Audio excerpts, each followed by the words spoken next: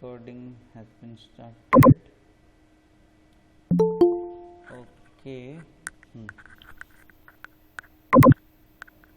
The three screens you can see over here, right? Can I ask one question? In this lecture, we are going to see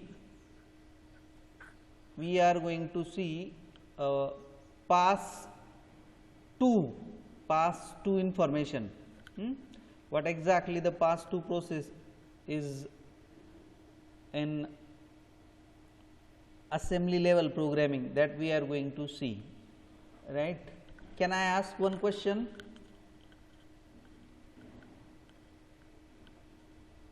Don't take tension. घाबरू नका रे, घाबरू नका. त्यात काय? मी एक प्रश्न विचारू का? Yes, sir. Okay. Just where you are. Okay. View. All are admitted. Don't know. Okay. Now, some people are trying to admit. Now, okay. Now I am not going to add anyone.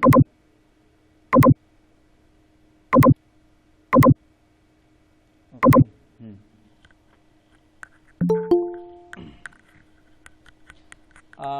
If you able to see the movement of the cursor, just tell me up from stop to print. This table or this information is called as. This information is called as.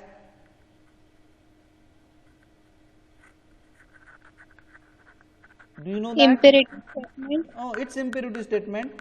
But if the question is like this in your examination, ki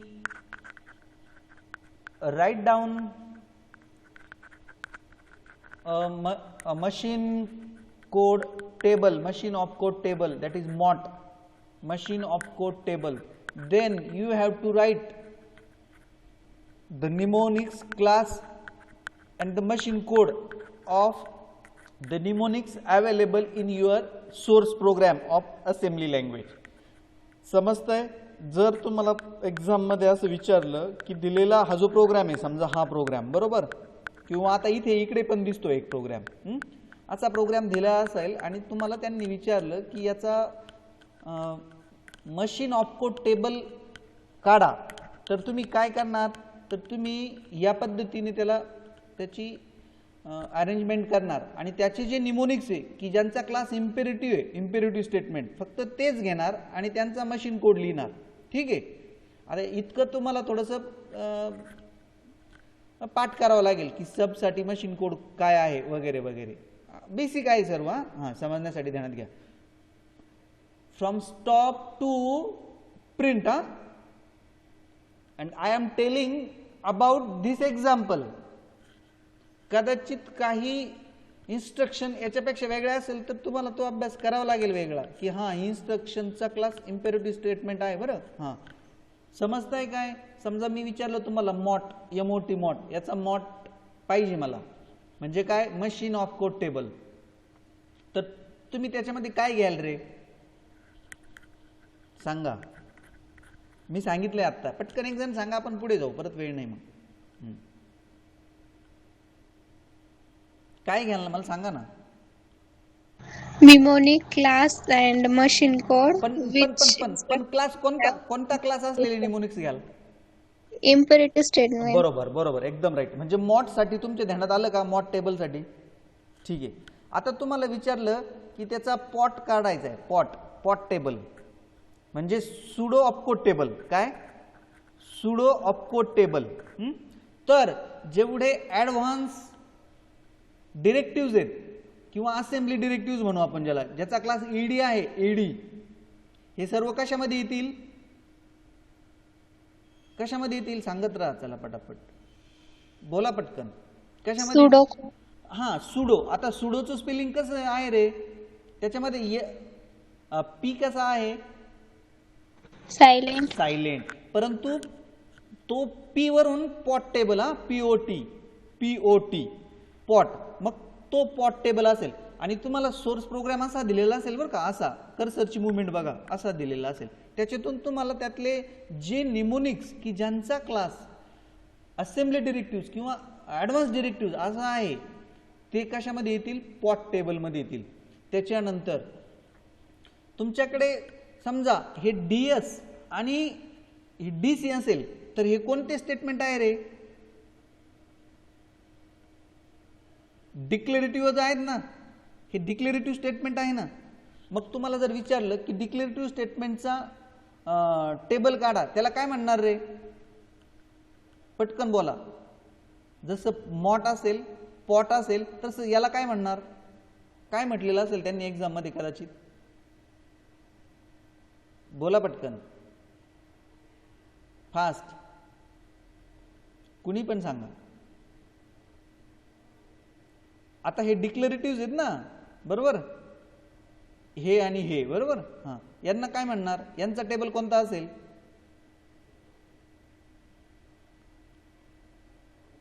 येईल, सांगता येईल का कुणाला, बोला रे, घाबरू नका रे.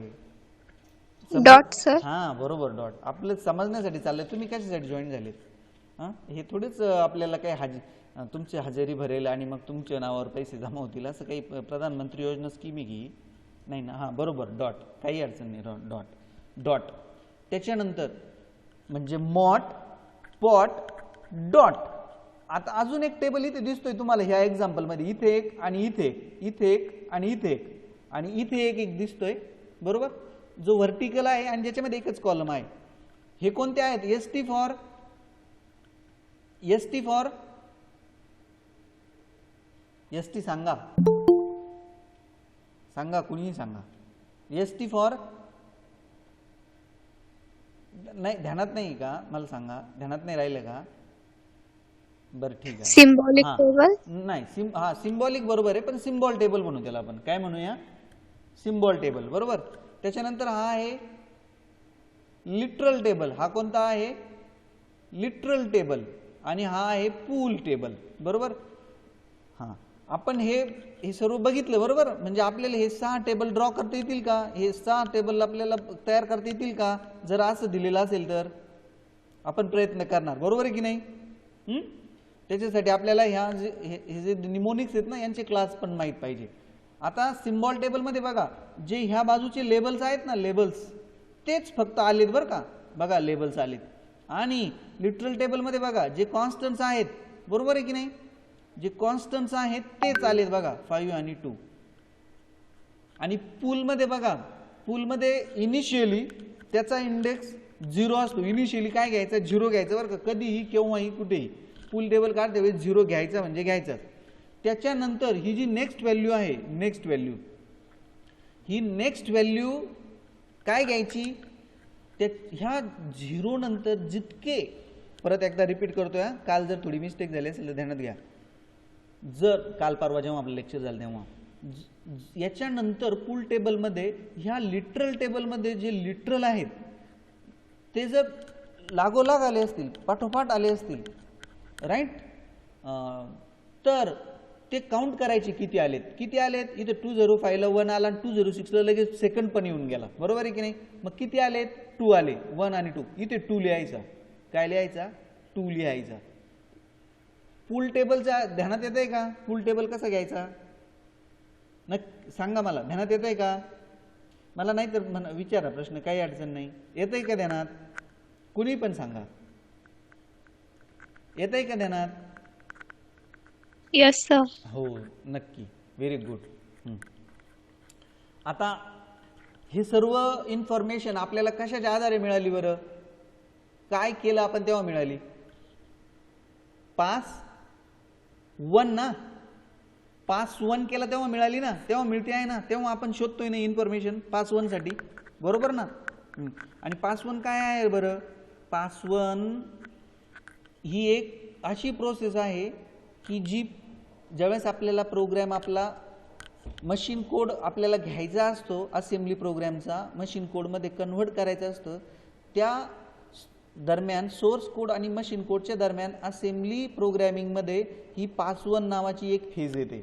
त्या फेजमध्ये काय होतं, दिलेला जो हा सोर्स कोड आहे तुमचा, हा सोर्स कोड, या सोर्स कोडच्या थ्रू एक इंटरमिडिएट कोड जनरेट केला जातो, बरोबर. आणि तो इंटरमिडिएट कोड जनरेट केल्यावर सायमल्टेनियसली काही टेबल्स पण जनरेट होतात, ते टेबल्स कोणते असतात, एक असतो सिम्बॉल टेबल, एक असतो लिटरल टेबल, एक असतो फुल टेबल, एक असतो मशीन ऑफ कोड टेबल, एक असतो सुडो ऑफ कोड टेबल आणि एक असतो डिक्लेरेटिव्ह ऑफ कोड टेबल, बरोबर आहे की नाही. असे डिफरंट 6 टेबल्स जनरेट होतात. हे केव्हा होतं, पास 1 फेज आल्यानंतर. कारण पास 1 कडून आपण एक डायग्राम बघितली होती बघा, तिथून 2 आउटपुट निघतात आणि ते पास 2 ला जातात. मग पास 2 मशीन कोड जनरेट करतो, असं एक साधारण त्याचं वर्किंग आहे. ज्यावेळेस तुमचं पास 1 कडून 2 आउटपुट निघतात, ते 2 आउटपुट कोणते होते बरं, सांगता येईल का आता, जर ध्यानात राहिलं असेल तर सांगा बरं. जे सांगाल त्याला माझ्याकडून चॉकलेट. कोणते 2 आउटपुट होते बरं, कुणीही सांगा.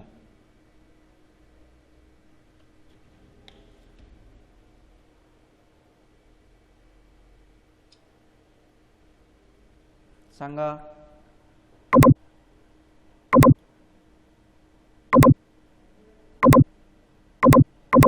सांगा पटकन सांगा. गव्हाणे तुम्ही सांगा. गव्हाणे तुम्ही आलात का, सांगा बरं. गव्हाणे नाही सांगता येणार, अरे मी सांगतो. एक होता डेटा स्ट्रक्चर आणि एक होता इंटरमिडिएट कोड. काय होतं, एक होतं डेटा स्ट्रक्चर आणि एक इंटरमिडिएट कोड. डेटा स्ट्रक्चर मध्ये काय होतं, डेटा स्ट्रक्चर मध्ये हे सगळे टेबल्स होते, एक सिम्बॉल टेबल, लिटरल टेबल, फुल टेबल वगैरे वगैरे. आणि इंटरमिडिएट कोड होता, हा तो इंटरमिडिएट कोड आहे. आता हे सगळं आउटपुट कशाचं झालं बाबा, पास 1 चं आउटपुट झालं, बरोबर आहे की नाही. हे पास 1 चं आउटपुट झालं. आता नंतर हे आउटपुट कशाचं इनपुट बनलंय, हे आउटपुट इनपुट बनलंय ते पास 2 चं. कशाचं, पास 2 चं इनपुट बनलंय. आता पास 2 मध्ये काय होतं, पास 2 मध्ये एकच प्रोसेस राहते. पास 1 मध्ये इतक्या साऱ्या प्रोसेस करून घेतल्यावर पास 2 मध्ये एकच प्रोसेस राहते, ती म्हणजे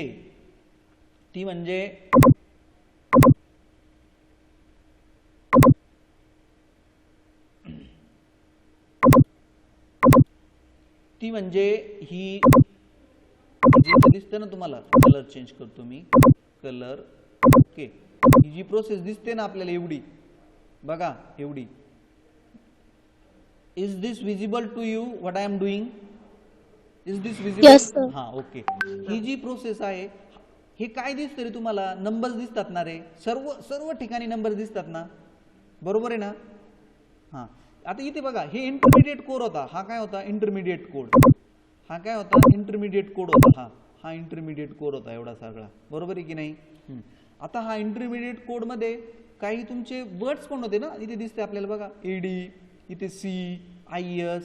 आता कम्प्युटरला हे समजेल का, हे कम्प्युटरला समजणार नाही. कम्प्युटरला समजण्यासाठी हा इंटरमिडिएट कोड हा मशीन कोड मध्ये गेला पाहिजे. मग हा इतका सर्व आपला प्रपंच झाल्यानंतर हा सिम्बॉल टेबल काढला, हा लिटरल टेबल काढला, हा फुल टेबल काढला, हे सर्व केल्यानंतर पास 1 मध्ये पास 2 काय करतो, हे सर्व इनपुट घेऊन त्या आलेल्या सर्व गोष्टींचं काय करतो, आलेल्या सर्व गोष्टींचा मशीन कोड मध्ये कन्वर्ट करतो. कशामध्ये कन्वर्ट करतो, मशीन कोड मध्ये कन्वर्ट करतो. आणि बघा हे मशीन कोड आहे, बरोबर आहे की नाही. हा मशीन कोड आहे. आता तुम्ही म्हणाले याच्यात काय मशीन कोड दिसतं रे बाबा, काय मशीन कोड आहे हा, म्हणजे इथे प्रत्येक व्हॅल्यू जी आहे ती नंबर मध्ये दिलेली. बघा प्रत्येक व्हॅल्यू कशामध्ये दिलेली आहे, नंबर मध्ये आली ना. आता 9 आला ना, तर बस 9 ला काय कन्वर्ट करतो, तो बायनरी मध्ये करतो. मग कशामध्ये करतो, बायनरी मध्ये करतो. आणि ऑलरेडी ज्यावेळेस आपण असेंबलर सॉफ्टवेअर डाउनलोड करतो, त्यावेळेस असेंबलर सॉफ्टवेअर मध्ये आता 9 जर घेतला ना आपण इथे, तर ही जी 9 व्हॅल्यू आहे ही रीडला असाइन केलेली आहे. कुठे, रीड साठी. कुठे, त्याच्यामध्ये दिलेली आहे त्याची, कशामध्ये, असेंबलरच्या सॉफ्टवेअर मध्ये दिलेलं आहे. मग कम्प्युटरला अंडरस्टँड होतं, अरे बापरे 9 आलं ना, 9 म्हणजे रीड इन्स्ट्रक्शन आहे बरं का. मग झालं का नाही रीड कन्वर्ट मशीन कोड मध्ये, बरोबर आहे की नाही. म्हणजे मशीन कोडमध्ये हा प्रोग्राम कन्वर्ट करायचं म्हणजे काय करायचं, अगोदर पास 1 मधून जायचं, पास 1 मधून एक इंटरमिडिएट कोड करायचा आणि काही त्याचे इंटरमिडिएट कोड करते वेळेस काही टेबल जनरेट होतात की जे टेबल्स गरजेचे आहेत. कशासाठी गरजेचे आहेत माहिती आहे का, मशीन कोड तयार करण्यासाठी, मशीन कोड तयार करण्यासाठी. ते आपण बघणार आहोत. आपल्याला आजच्या लेक्चरचा उद्देशच तो होता आपला की आपल्याला आता पास 2 बघायचं आहे. आणि पास 2 कशासाठी असतं, पास 2 हे जो आपल्याला इनपुट आलाय पास 1 कडून त्याचं मशीन कोडमध्ये कन्व्हर्जन करण्यासाठी असतो. बरोबर आहे की नाही. मग आता इथे दिसतं ना रे सर्व तुम्हाला की सर्व याच्यामध्ये आलंय, कशामध्ये, नंबरमध्ये आलंय. दिसतंय का रे तुम्हाला, मला सांगा बरं, कुणी पण एक हो सर. दिसतंय. मी सांगितलेलं कळतंय का रे, हो सर. सोपं वाटतं का सांगितलेलं. नाही हो सर. हो नाही येत याचा अर्थ नाही. ठीक आहे, प्रयत्न करूया आपण.